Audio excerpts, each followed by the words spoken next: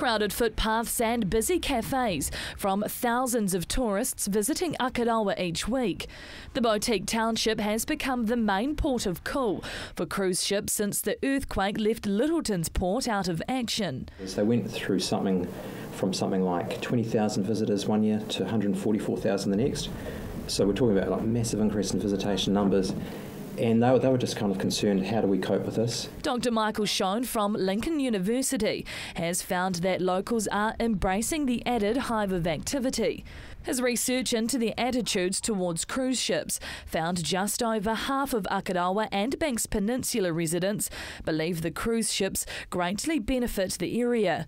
Of the rest, half had a neutral attitude, a quarter were negative, and 23% have a positive attitude towards the ships.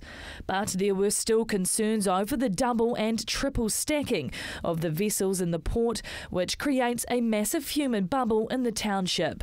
They were concerned about things like crowding, pressure on their amenities and infrastructure. How's the wastewater system going to cope? How's the water system going to cope?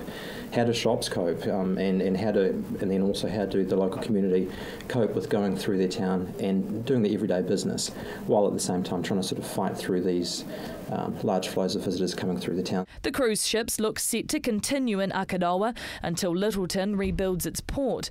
Dr. Schoen says this is causing the most concern, with uncertainty about how to plan for the future and invest in tourism infrastructure and facilities.